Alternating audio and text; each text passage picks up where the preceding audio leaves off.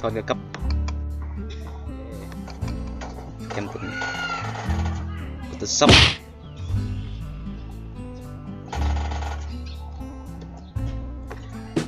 เข้าไปเลยเนาะจะช้างไม่กันสั่งไปเลยตันเล็กพี่ยักษ์แล้วก็เปิดไฟพุ่งขึ้นมาโอเคกันนี้เนาะนี่คิดจุงไปปั๊บผมจะออกมาแบบนี้จากนั้นเราก็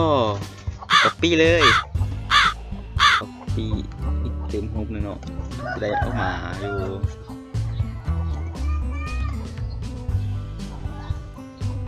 สองตัวแบบนี้จากนั้นก็เข้าไปเลยนั่นก็เข้าไปสร้างของนี่ตัวนี้โอเคไปเลยน่าจะเห็นกรีนเห็นบ่ไปคิดเข้าไปแล้วก็ลากเมาจะบอกกลับมาแล้วบ่ก็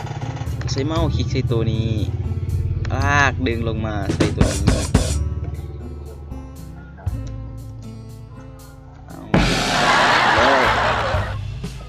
จะได้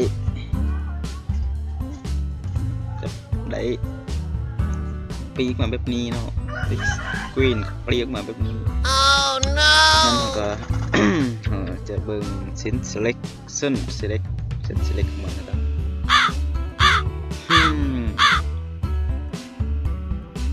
กด Ctrl I หรือว่า continuous คลิก Ctrl คลิกได้เส้นขึ้นมาแบบนี้เส้นขึ้นมาแล้วก็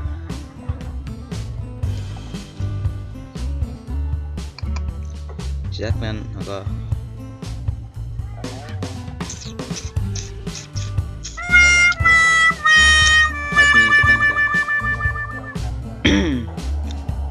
เข้า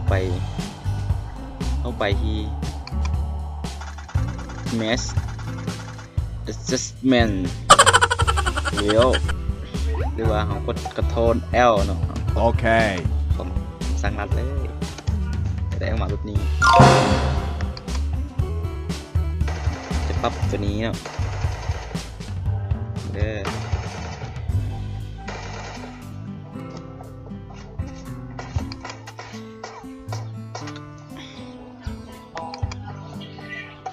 อาหารนั้นหมากที่ซี่มันจะ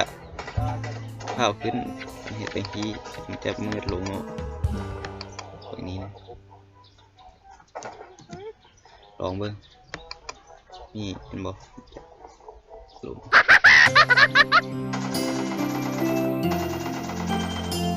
นี่แบบนี้เนาะกดโอเคเลย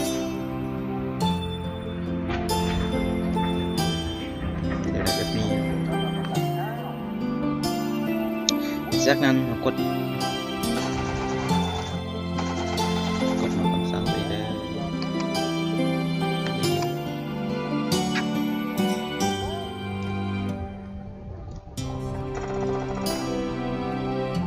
เลเยอร์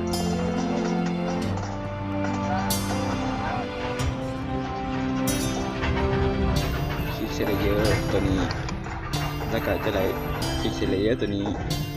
แล้วก็มาคลิกใส่ S layer mark ตัวนี้มันจะได้ทับขึ้นมาแบบนี้เนาะนี่หายัดให้เราเห็นว่า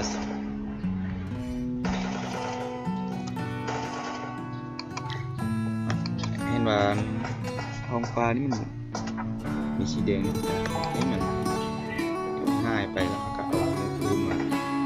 ขึ้นหลังใช้มันจะบดสีแดงเลย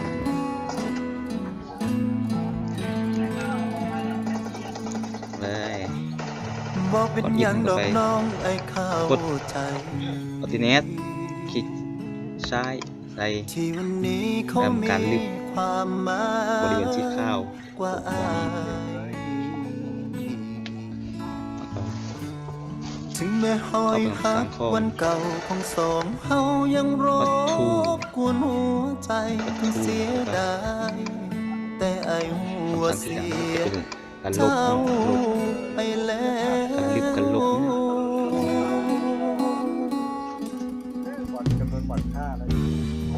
บ่เห็นแววความหักในสายตา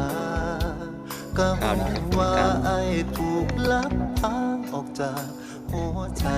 เอิม เจ้า คือเก่า คงบ่แม่นคนอื่นคนไกลถึงหลับตาก็หูว่าเป็นเขาแค่อยากถามเหตุผลที่หักเฮาประเด็น เอาลบมาใช้ มั เลย นบ่เป็นคือจังน้องเว้าหากอายหลายพอตายแทนได้ฟ้าบ่โยนดินบ่สลายสิหา